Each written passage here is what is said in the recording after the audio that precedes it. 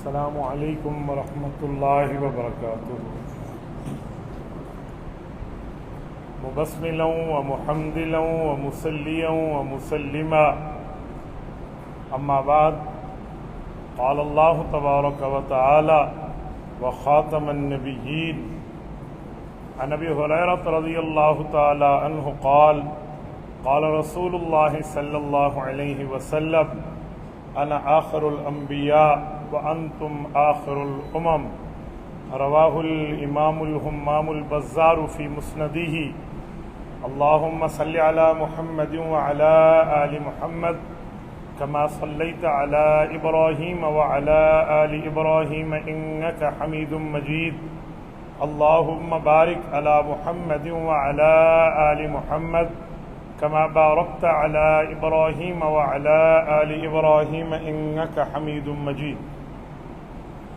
میرے معزز دوستو، آج 5 ستمبر 2025 بمطابق 11 ربیع الاول سن 1447 ہجری اپنی آب و تاب سے شروع ہے۔ آج سے 51 سال پہلے 7 ستمبر 1974 کو پاکستان کی قومی اسمبلی نے قادیانیت کو کافر اقلیت قرار دلوایا تھا۔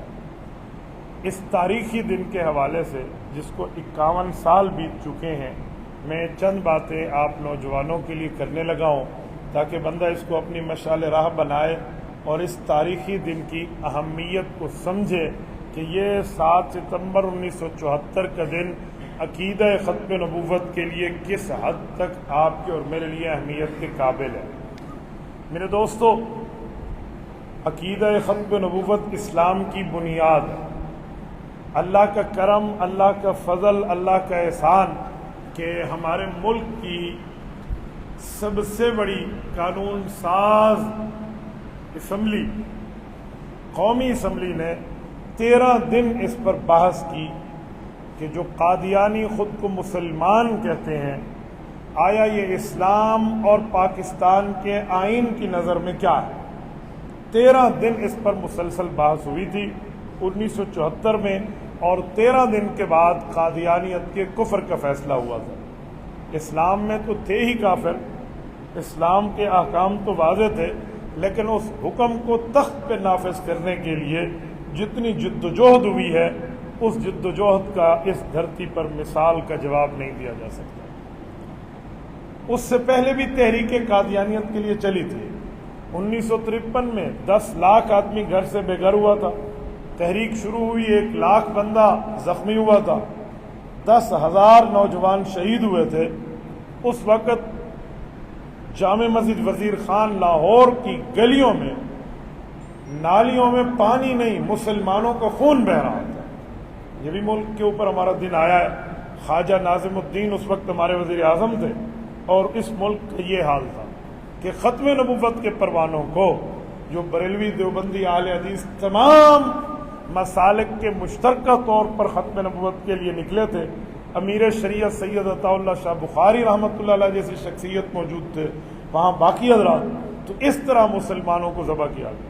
لیکن سلام ہے ان شہداء کو جو پولیس کی کلاشنکوف کے سامنے آ کے کہتے تھے کہ تمہارے میگزین میں اتنی گولیاں نہیں ہیں جتنی ختم نبوت پہ قربان کرنے کے لیے اللہ نے ہمارے پاس سینے دیے۔ 10,000 بندہ مذاق نہیں، 10,000 ماؤں کے لخت جگر، 10,000 خواتین کے سہاگ، ان کو یوں اجاڑا گیا۔ لیکن رب کریم نے کرم کیا، فضل کیا، احسان کیا، امتنان کیا۔ اللہ جل شانہ نے یہ تحریک اسی طرح ہی آگے چلائی، عوام میں پذیرائی بہت ملی، قانون نہ بن سکے۔ لیکن جب 1974 آیا تو پھر یہ قانون اسلام بنا۔ یہاں ایک بندہ بھی قتل نہیں ہوا تھا، ایک شخص بھی زخمی نہیں ہوا، اور ایک بندے کا خون بھی نہیں گرا، اور 1974 میں قادیانیت کے خلاف قانون بن گیا۔ وجہ، ادھر اتنے شہداء، ادھر کوئی شہید نہیں ہوا اور بن گیا۔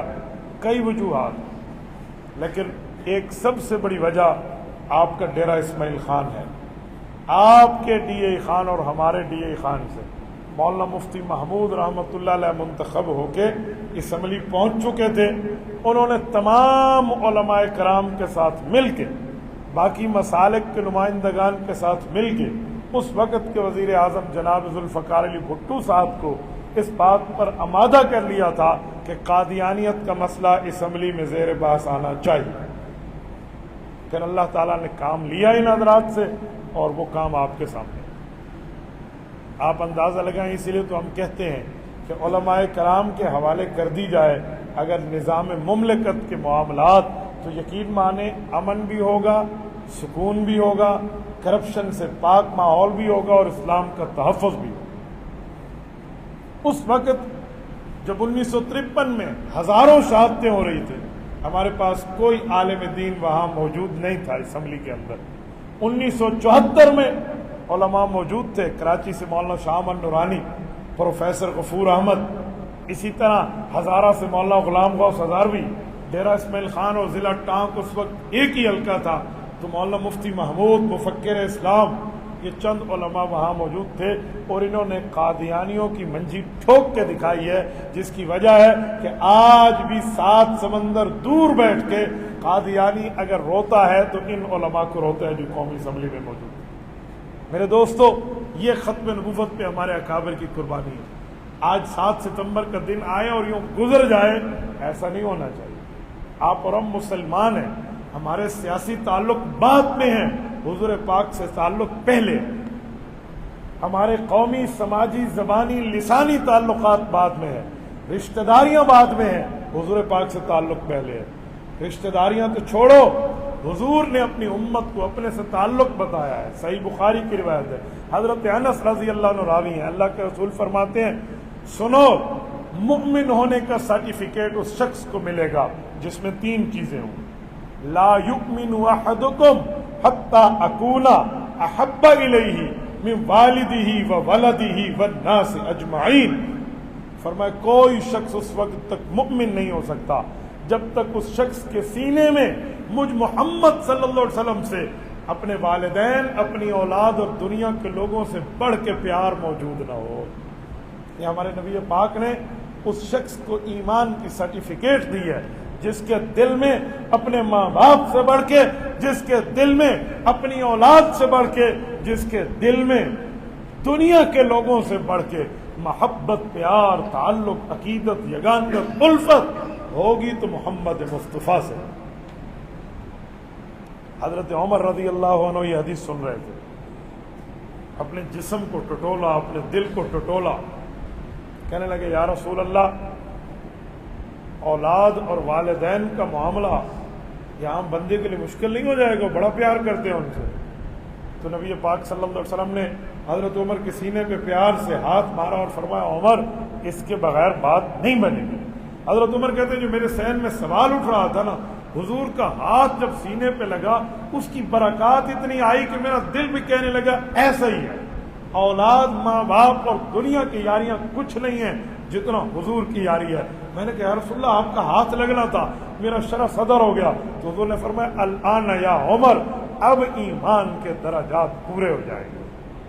آپ اندازہ لگائیں، ایمان سے تعلق اور حضور کے معاملات. اگر کسی کے ذہن میں خیال آئے کہ بعض اوقات بندہ اپنے ماں باپ سے زیادہ پیار کر رہا ہوتا ہے، تو میں اس کا ایک جواب دیتا ہوں. اولاد سے زیادہ پیار کر رہا ہوتا ہے، اس کا بھی جواب دماغ میں رکھیں. لوگوں سے زیادہ پیار کر رہا ہے تو حضور پاک سے بڑھ کے پیار، کیا مطلب؟ ایک آسان سی مثال، اگر کوئی شخص ہمیں کہہ دے کہ آپ کے والد صاحب نے یہ بات غلط کی ہے، غلط بیانی سے کام لیا، ہو سکتا ہے ہم اپنے والد کی دینداری پہ نہ مانیں، لیکن اگر دلیل کے معاملات پر سامنے آ جائے تو ہم مان جائیں گے.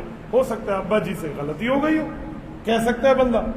آپ کی اولاد نے جھوٹ بولا ہے، بندہ مان لے گا. ہو سکتا ہے بیٹے سے غلطی ہو گئی ہو، بیٹی نے غلط بیانی سے کام لیا ہو، آپ کی یاری دوستی نے غلط کہا ہے، ہو سکتا ہے ہم مان سکتے ہیں.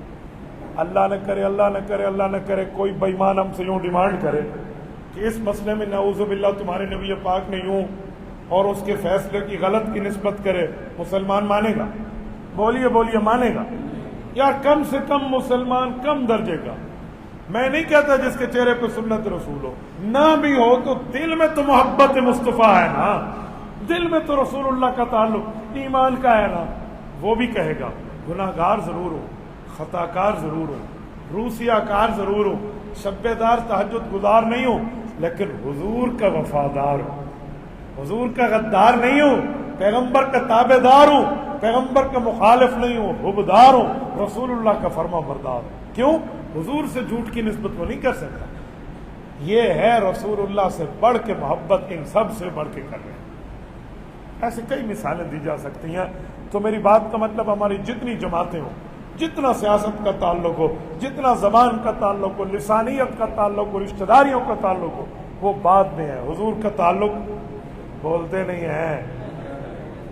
آپ سب سے میری اکیلے کی آواز اونچی ہے، حضور سے تعلق پہلے ہونا چاہیے۔ نبی پاک سے اتنا مضبوط تعلق ہے۔ تو اس بنیاد پہ کہہ رہا ہوں، یہ کردار 1974 کی اسمبلی میں علماء کرام نے اس وقت کی حکومت سے مل کے دیا تھا۔ اس وقت مرزا قادیانی کی طرف سے، مرزا قادیانی کا پوتا آیا، مرزا ناصر جو بشیر الدین مردود کا بیٹا تھا، وہ مرزا قادیانی کا بیٹا تھا، تو وہ آیا۔ پتہ کیسے آیا تھا؟ سر پر سفید پگڑی، ماتھے پر کلمہ طیبہ کا بیج، قرآن شریف لٹکایا ہوا، سفید جبہ، سفید کرتا، اللہ کا نام آتا تو یوں سینے پہ ہاتھ رکھ کے کہتا جل جلالہ، حضور کا نام آتا تو سینے پہ ہاتھ رکھ کے کہتا صلی اللہ علیہ وآلہ وسلم۔ حضرت مفتی محمود رحمۃ اللہ علیہ کی بات ہمیں ہمارے والد صاحب باقی بزرگ سناتے تھے کہ مفتی صاحب اور علماء باقی پریشان ہو گئے کہ یار اسمبلی کے لوگ سادے ہیں، ان میں سے بعض بندے 100% تو نہیں، کچھ نہ کچھ دین جانتے ہیں، کچھ نہیں بھی جانتے، وہ چہرے دیکھ کر پریشان نہ ہو جائیں کہ مرزا قادیانی کی ذریت تو مسلمان لگ رہی ہے اور مولویوں میں کسی کے سر پہ پگڑی ہے، کسی کے سر پہ ٹوپی ہے، اعتبار مسلمان ہیں، کہیں یہ کہہ کے اپنے ایمان کو ضائع نہ کر بیٹھے۔ تو مفتی صاحب فرماتے تھے ہم اللہ سے دعا کرتے تھے، اللہ ہم حضور کے وکیل بن کے بیٹھے ہیں، اللہ ادھر ہم ختم نبوت کی جنگ کے لیے بیٹھے ہیں، اللہ کرم فرما۔ کہتے ہیں پھر ایک حوالہ پیش ہوا جو قومی اسمبلی کے لوگوں کے سامنے قادیانیت کا کفر آیا۔ وہ کیا تھا؟ حضرت جزائے خیر دے اللہ مولانا غلام غوث ہزاروی رحمۃ اللہ علیہ کو، وہ اٹھے اور انہوں نے فرمایا نبی ان النبی لا فحاشم ولا لعانا، کہ نبی نہ گالیاں دیتا ہے نہ نبی فحش کلامی کرتا ہے۔ سب نے کہا ایسی بات ہے، تو انہیں مرزا کی کتابوں سے مرزا کی فحش بیانیاں، فحش زبانیاں، مرزا کی گالیاں دینا اپنے پاس نوٹ کیا ہوا تھا، نام تھا محضر نامہ، اس کی کاپیاں کرائی ہوئی تھی، اور جن نے کاپیاں کروا کر علماء کرام کا ساتھ دیا تھا پتہ ہے کون تھے؟ جو لکھائی کا کام کر رہے تھے اس وقت کے 2 نوجوان تھے، آج ایک شہادت کے منصب پہ فائز ہیں اور ایک کو دنیا شیخ الاسلام مفتی محمد تقی عثمانی کہتی ہے، ایک حضرت مولانا سمیع الحق شہید رحمہ اللہ تھے۔ یہ اس وقت کی نوجوانی میں لکھائی کر کے دے رہے ہیں اپنے بزرگوں کو، اکابر، اے مرزا کی بات، یہ مرزا کی مخالفت، یہ مرزا کا حوالہ، یوں یہ دونوں کام کر رہے تھے۔ تو سب کی کاپیاں بنوائی ہوئی تھی اور اس میں کیا ترتیب رکھی مولانا ہزاروی رحمۃ اللہ علیہ نے؟ بفا کی سرزمین پہ آج بھی ان کی قبر ہے، میں ان کی قبر پہ کبھی فاتحہ کے لیے جاؤں تو دل حیران ہو جاتا ہے کہ اس خاک کے ذروں میں پوشیدہ ہے وہ صاحب اسرار، زمین کھا گئی آسماں کیسے کیسے، کیا انتخاب کیا؟ حروف تہجی، الف با تا ثا جیم ہا خا، یہ حروف تہجی کیپٹل لفظ جو ہم کہتے ہیں، اس ترتیب کے ساتھ کیا کیا؟ الف سے مرزا نے کتنی گالیاں دی، با سے کتنی دی، تا سے کتنی دی، ثا کے لفظ سے کتنی دی، جیم کے لفظ، ایک ایک لفظ سے اس کی گالیوں کو باحوالہ لکھا ہوا تھا اور لوگوں کے سامنے رکھ دی قومی اسمبلی کے جتنے ممبران تھے، آؤ پڑھو یہ نبی ہے۔ ایک تو وہ لوگ حیران ہوئے اور سارے مرزا ناصر کو کہنے لگے کوئی جرت کر اپنے دادے کے لیے یہ بات کی تردید کر دے۔ کہاں تردید کریں، ادھر ادھر کے معاملے، اوٹ پٹانگ کی باتیں۔ اچھا پھر ایک دن بھی نہیں ہے، 13 دن کی بحث ہے، یہ اسمبلی میں بیٹھے ہیں، قادیانیوں کے 2 فرقے ہیں، قادیانی گروپ، قادیانی لاہوری گروپ۔ قادیانی گروپ کو ریپرزینٹ کر رہا تھا مرزا ناصر اور لاہوری کو ڈاکٹر عبدالکریم، دونوں بیٹھے ہیں، جواب دیں، کوئی جواب نہیں ہے۔ مرزا ناصر نے 2 دن لیے، کوئی جواب نہیں تھا۔ ڈاکٹر عبدالکریم نے 1 دن گفتگو کی، کوئی جواب نہیں تھا۔ ایک حوالہ اور پیش ہوا، حضرت مفتی صاحب نے پیش کیا ہمارے ڈیرہ اسماعیل خان سے، ایک بزرگ آدمی تھے، مفتی صاحب رحمۃ اللہ علیہ کے دیوانے تھے، ہمارے استاذ محترم جناب عظیم مجاہد، اللہ تعالیٰ ان کی قبر پہ کروڑوں رحمتیں نازل فرمائے، انہوں نے آمدیہ پاکٹ بک دی تھی مفتی صاحب کو۔ مفتی صاحب نے وہی کتاب اسمبلی میں پیش کی کہ مرزا قادیانی نے لکھا ہے۔ پہلے ایک سوال کیا کہ اسمبلی کے لوگوں ایک بات بتاؤ، حوالہ پیش کرنے سے پہلے جواب دو کہ کیا کہ آپ لوگ اپنے آپ کو کیا سمجھتے ہیں؟ الحمدللہ حلالی سمجھتے ہیں۔ صاحب نے کہا پوچھنے کی بات ہے، ہم حلالی ہیں اللہ کے فضل سے، ہمارے ماں باپ سے نکاح کے نتیجے میں ہم پیدا ہوئے ہیں۔ تو کہا جی ٹھیک ہے، ناراض نہ ہونا، بات ایسی تھی اس لیے پوچھنے لگا ہوں۔ انہوں نے کہا جی آؤ، انہوں نے حوالہ پیش کیا جی مرزا لکھتا ہے کہ جس نے میرا کلمہ پڑھا ہے یعنی مرزے کو نبی مانا ہے وہ ہے جو حلالی ہے، اور جس نے نعوذ باللہ مرزے کا کلمہ نہیں پڑھا، مرزا لکھتا ہے اس کی ماں نے خطا کی ہے۔ یہ حوالہ پیش کرنا تھا تو قادیانیوں کے چہرے پہ 11:15 12 سوا 12 ساڑھے 12 تو رنگ بدلنے شروع ہو گئے۔ ہماری کتاب نہیں ہے، الزام لگایا گیا ہے، مفتی محمود جیب سے چھاپ کے لایا ہے۔ تو مفتی محمود نے تاریخی چیلنج کیا تھا کہ جناب ذوالفقار علی بھٹو صاحب، اس وقت موبائل تو نہیں تھے نا، کا لینڈ لائن ہے، پی ٹی سی ایل کی کال ہے، ہمیں ٹیلی فون تک نہ جانے دو، دروازے بند کر دو، نہ اسے جانے دو اس بے ایمان کو، نہ انہیں جانے دو مسلمانوں کو، ہمیں بند کر دو۔ آپ کا ہیلی کاپٹر جائے قادیانیوں کی دکان کی طرف، چنیوٹ کے ڈی سی کے پاس جائے، چنیوٹ کا ڈی سی روا جائے اور آمدیہ پاکٹ بک مرزا قادیانی کے روا بک ڈیپو سے لے کر آئے۔ اگر یہ حوالہ آپ نے نہ دکھایا ہو تو مفتی محمود اپنی موت لکھ دے گا۔ اگر کتاب لائی گئی اور پیش ہوئی تو بڑے بے آبرو ہو کر تیرے کوچے سے ہم نکلے۔ ایسا مسئلہ نہیں ہے، ہمارے اکابر کی اس پر قربانی ہے۔ 7 ستمبر 1974 کی رات جب صبح قانون بننا تھا تو جناب ذوالفقار علی بھٹو حضرت مفتی محمود صاحب کے پاس آئے بغیر پروٹوکول کے، ایم این اے ہاسٹل پہنچے ہیں بغیر کسی سرکاری فرد کے، اکیلے آئے۔ مفتی صاحب کہتے ہیں میں حیران ہوں، وزیر اعظم میں وقت یہ اکیلا آیا ہے، کہیں کوئی سازش نہ ہو، لیکن سازش نہیں تھی، وہ شخص مخلص دل سے آیا تھا۔ اس نے آ کر کہا مفتی محمود میں پیپلز پارٹی کا نمائندہ بن کے نہیں، اور آپ جمعیت علماء اسلام کے نمائندے میرے سامنے نہیں بیٹھے، بلکہ میں حضور کو امتی ہوں، آپ حضور پاک کے دین کے عالم ہیں، حضور کے وارث ہیں، میں حضور کے وارث سے ایک مسئلہ پوچھنا ہے۔ بتائیں کیا پوچھنا ہے؟ کہ جی میں بہت گناہ گار ہوں، میں نہیں کہتا کہ میں بڑا نیکوکار ہوں، میں نے اپنی زندگی میں گناہ کیا، ہو سکتا ہے اگر یہ قانون میں بنا دوں کل یہ میں اپنے موت کے پروانے پہ گویا دستخط کر رہا ہوں۔ میرے ساتھ ایک بات کھل کھلی کے مجھے بتا دو، کیا کل قیامت میں اگر یہ میں کام کر لوں تو میرا یہ کام نیکی شمار ہوگا؟ حضور علیہ الصلوۃ والسلام کی سفارش مجھے ملے گی؟ مفتی صاحب کہتے ہیں میرے آنکھوں میں آنسو آ گئے، یار کوئی وہ بات نہیں ہے جو میں سمجھا ہوں، یہ بندہ کتنے اخلاص کے ساتھ آیا۔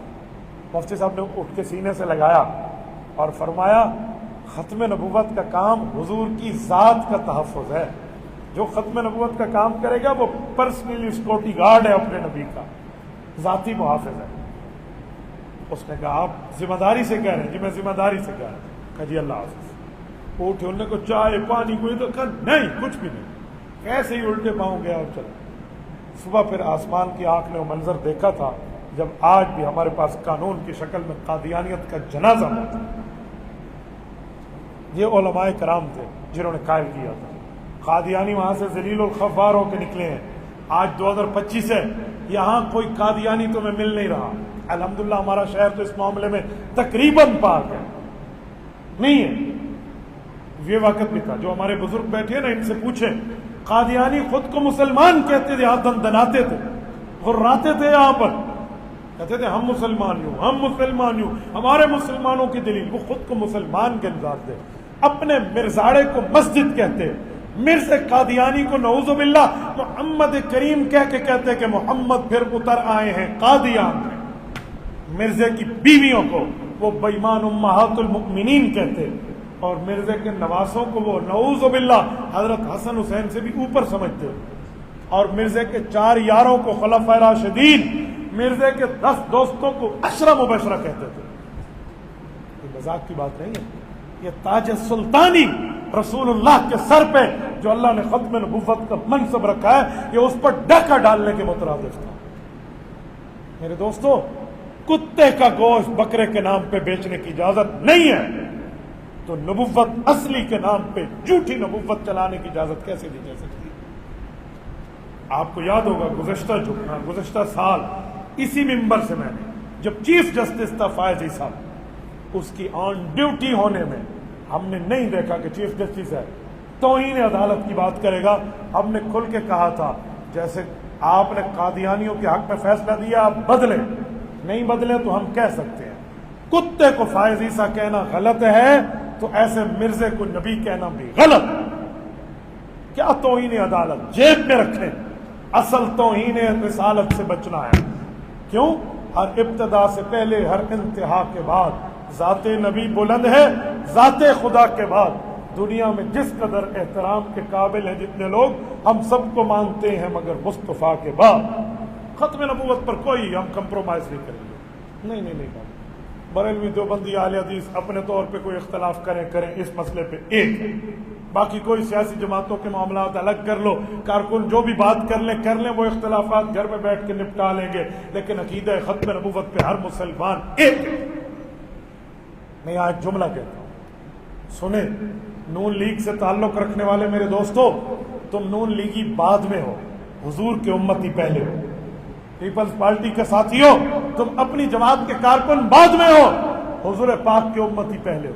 پی ٹی آئی کے دوستو، تم اپنی جماعت کے بعد میں ہو، حضور پاک کے امتی پہلے ہو۔ اور جمعیت علماء اسلام کے ساتھیوں، تم اپنی جماعت کے فرد بعد میں ہوگے، حضور پاک کے امتی پہلے۔ تم اپنے آپ کو ان جماعتوں کے معاملات میں جب ختم نبوت کی بات ہے بالا تر ہو کے سوچیں، دیکھیں عقیدہ ختم نبوت کی جنگ کون لڑتا ہے، عقیدہ ختم نبوت کا تحفظ کون کرتا ہے۔ یہ قادیانیت کی منجی ٹھوکی تھی تو مفتی محمود رحمۃ اللہ علیہ سمیت علماء نے ٹھوکی تھی۔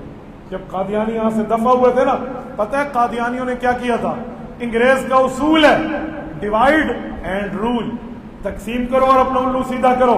قادیانیوں کے یہی چکر تھے، وہ گئے اور انہوں نے آرٹیکل لکھنے شروع کر دیے۔ آج میرے مذہب کا نوجوان جو سادہ ہے وہ بھی ان کا لفظ بول رہا ہوتا ہے، پتہ ہے کیا لفظ ہے؟ قادیانیوں کو پتا تھا کہ سارے علماء کا مشترکہ طور پہ ہم مقابلہ نہیں کر سکتے، تو انہوں نے ڈیوائیڈ کیا، کہا مسجد کے مولوی کی عزت کرو، یہ دین کی بات کرتا ہے، ممبر والے کا خیال کرو، اسلام سناتا ہے، مصلی والے عالم کی عزت کرو، یہ دین سناتا ہے، مدرسے والے کی خانقاہ والے کی عزت کرو، دین سمجھاتا ہے۔ تو سیاسی مولوی کا ساتھ نہ دینا، یہ تو اسلام نہیں چاہتا، اسلام آباد چاہتا ہے۔ یہ قادیانیوں نے کیوں کہا؟ اسے پتا تھا کہ مجھے جو منجی ٹھوکنے کی سزا ملی ہے تو وہ سیاسی عالم مولانا مفتی محمود سے، مولانا شاہ امن نورانی سے، پروفیسر غفور احمد سے، مولانا غلام غوث ہزاروی سے، اس لیے اس نے ان سے اعتماد ختم کیا۔ ایسا نہیں ہے، یہ علماء وہاں بیٹھیں گے تو قادیانیت بھول جائے کہ تمہیں سر اٹھا کر چلنے کا موقع دیا جائے گا۔ ہاں تم حضور کے امتی بن جاؤ، رسول اللہ کے وفادار بن جاؤ، ہم تمہارے لیے تابعدار بن جائیں۔ ہمارا قادیانیت سے مسئلہ ذاتی نہیں ہے، زمین کا نہیں ہے، جائیداد کا نہیں ہے، رسول اللہ کی تاج سلطانی کے تحفظ کا ہے، رسول اللہ کی ختم نبوت کے منصب کا ہے۔ آج میں اس ممبر سے بیٹھ کے ڈیرہ اسماعیل خان کی اس مسجد سے اس میڈیا کے ذریعے دنیا میں رہنے والے قادیانیوں کو دعوت اسلام دے کر کہتا ہوں، تمہیں تمہارے مربیوں نے دھوکے دیے، تمہیں تمہارے گرو گھنٹالوں نے دھوکے دیے، قادیانی مردوں، قادیانی عورتوں، تمہیں اسلام کے نام پہ کفر کا سبق دیا ہے۔ آؤ آنکھ بند ہونے سے پہلے حضور پاک خاتم النبیین کی دامن رحمت سے وابستہ ہو جاؤ۔ میں قادیانیوں سے ملاقات کرتا ہوں تو جانتا ہوں انہیں پتہ ہی نہیں ہوتا بعض اوقات کہ ختم نبوت پر ان کے مولوی ان کو کیا دھوکہ دے۔ ایک قادیانی سے لاہور میں میری ملاقات ہوئی، مجھے کہنے لگا مسلم شریف کی حدیث نہیں ہے مرزا صاحب کے لیے۔ میں نے اس کا چہرہ دیکھو تو میں سمجھ گیا کہ اس کو غلط فیڈ کیا گیا ہے، تو میں نے اس کے سامنے کہا جی مسلم شریف میں کیا لکھا ہے؟ کہتے آپ نے نہیں پڑھا؟ میں نے کہا میں نے پڑھا ہے، 100 نمبروں میں پاس کیا ہے، پھر اس کے بعد صحیح مسلم پڑھائی ہے کئی دفعہ الحمدللہ۔ میں تو آج بھی اپنے تخصص پہ پڑھا دیتا ہوں مسلم شریف، پورا مقدمہ سمیت پڑھا دیتا ہوں اپنے طلباء تخصص کو، مجھے مسئلہ نہیں ہے۔ لیکن آپ بتائیں آپ کہنا کیا چاہتے ہیں؟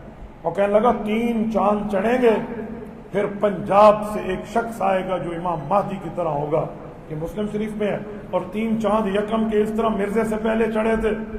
مجھے ہنسی آئی، اس کے ساتھ اس کی بیوی بھی تھی، دونوں سے گفتگو چل رہی تھی۔ میں زیر لب مسکرایا، میں نے کہا جناب آپ کے مربی نے دھوکہ دیا، ان کے مولویوں کو مربی کہتے ہیں نا، دھوکہ دیا۔ میں نے کہا نکال کے دکھائیں مجھے صحیح مسلم۔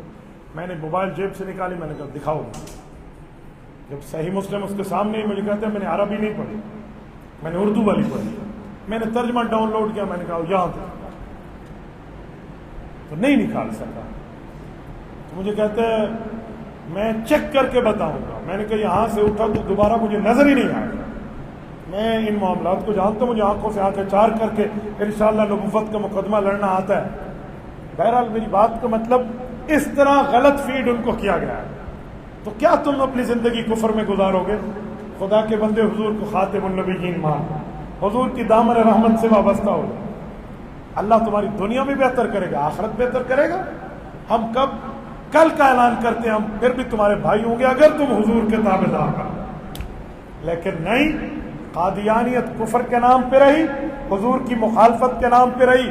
ہم نہیں، ہماری اولادوں کا خون اگر لگے گا ہم گردنیں کٹانے کے لیے تیار ہیں، لیکن کسی قادیانی کو تاج سلطانی محمدی کی طرف انگلی نہیں اٹھانے دیں۔ اس کے لیے آپ نے زندگی موت کے فاصلے برابر کیے۔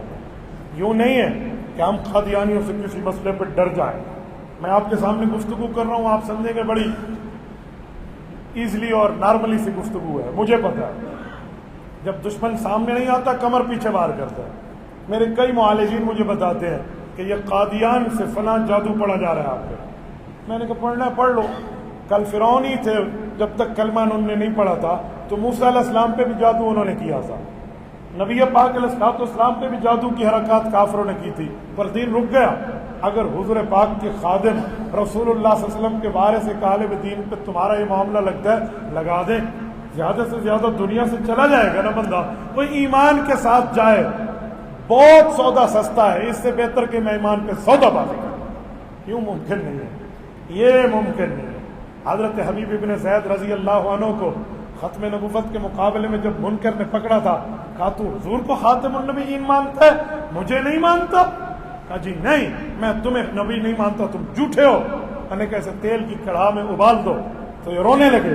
اس نے سمجھا ڈر گیا ہے صحابی، کہا واپس نہ ہو، رو کیوں رہے ہو؟ اس نے کہا اس لیے نہیں رو رہا کہ میں تیرے اس قتل کی دھمکی سے ڈرا ہوں، میں اسی لیے رو رہا ہوں کہ آج اکیلی جان اللہ کے نام پہ حضور کی ختم نبوت کے لیے قربان کر رہا ہوں۔ اے کاش میرے پاس 1000 جانیں ہوتی، حضور اور اللہ کے معاملے پہ قربان کر، میں تو اس بات پہ رو رہا ہوں، تو سمجھتا ہے میں اس بات سے ڈر گیا ہوں؟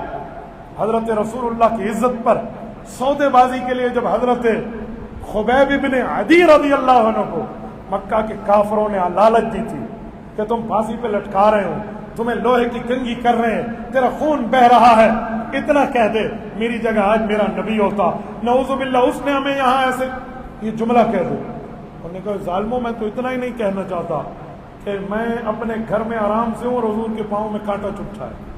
جس جگہ حضرت خبیب ابن عدی کو کافروں نے مکہ مکرمہ میں پھانسی دی، وہ تنعیم سے باہر جگہ ہے، آج بھی مسجد خبیب وہاں قائم ہے۔ میں نے مکہ مکرمہ میں اس جگہ کی زیارت کی ہے۔ اس گھاٹی پہ ٹھہر کے حضور کے صحابی نے اعلان کیا تھا کہ جبرائیل نے حضور تک پہنچا دیا تھا، فرمایا تھا فلست ابالی حین اقتل مسلما علی ای شک کان فی اللہ مصرعی وذالک فی ذات الہ وان یشاء یبارک علی اوصال شلف ممزعی۔ تو میں ایک موت مر رہا ہوں، حضور کے لیے 100 موت بھی آئے تو مجھے کوئی پرواہ نہیں۔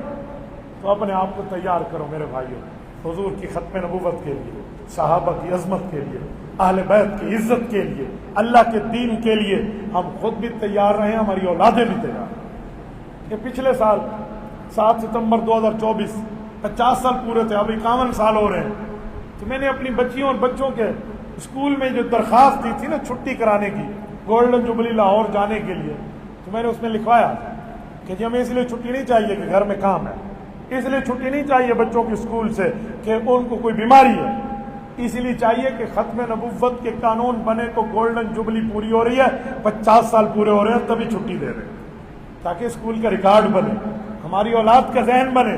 میں اپنی بیٹیوں اور بیٹوں کو لے کر گیا، بچوں تک بچیوں تک، میں نے کہا جاؤ آج 50 سال پورے ختم نبوت کے قانون کا جشن ہے. پتہ نہیں اگلی پلاٹینیم جبلی میں ہماری زندگی رہے نہ رہے، لیکن تم اپنے آگے نسلوں کو پیغام دے جانا. تو آج آپ نے جو ختم نبوت پہ بات سنی ہے، آج 51 سال ہو رہے ہیں 2 دن بعد، 7 ستمبر 1974 سے 2025.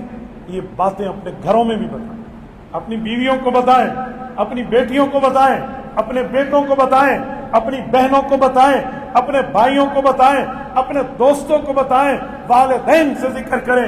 دکاندار ہے تو دکاندار کو بتائے، وکیل ہے تو بار میں بات کرے، کوئی ججز کا معاملہ ہے تو وہ چیمبر میں بات کرے، پروفیسر اور استاذ ہے تو اسکول میں بات کرے، قلم کار ہے تو وہ اپنے اخبار میں بات کرے.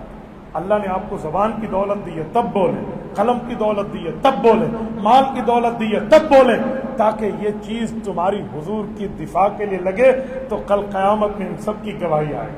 سورۃ یاسین میں رب نے فرمایا قیامت کا دن ہوگا، الیوم نختم علی افواہہم، منہ بند ہو جائے گا، وتکلمنا ایدیہم، ہاتھ جواب دیں گے، وتشہد ارجلہم، پاؤں گواہی دیں گے، بما کانوا یکسبون، اس نے کیا کیا تھا. آج موبائل پہ پیکج لگاتے ہو، سردار پٹھان کے لطیفے شیئر کرتے ہو، انڈیا کی ایکٹریس عورتوں کی تصویریں شیئر کرتے ہو. قبر میں اپنے آپ کو سانپ اور بچھو سے نہ بھراؤ، اپنا پیکج لگاؤ، اپنا نیٹ کھولو، اپنی آئی ڈی چلاؤ، حضور کی ختم نبوت کے لیے، صحابہ اہل بیت کی عظمت یہ کریں. پیسہ بھی مبارک، آئی ڈی بھی مبارک، ہاتھ بھی مبارک، اور آپ کی حرکات بھی مبارک. یہ انگلیاں بولیں گی نا، تو یہ انگلی آج یہاں چلے گی تب بھی بولے گی، ورنہ دنیا کے معاملات میں چلے گی. پھر بندہ اپنے لیے فکر کر لے، حضور کا تحفظ کر لے، تو اس کے اللہ کو شکر کرے. بس یہی پیغام عقیدہ ختم نبوت کا. رب کریم آپ کو اور ہمیں صراط مستقیم عطا فرمائے. آخر میں اتنا ہی کہوں گا، فرما گئے یہ ہادی لا نبی بعدی، حضور نے فرمایا میرے بعد نیا نبی نہیں آئے گا. اقول قولی ھذا واستغفر اللہ وآخر دعوانا الحمد للہ رب العالمین.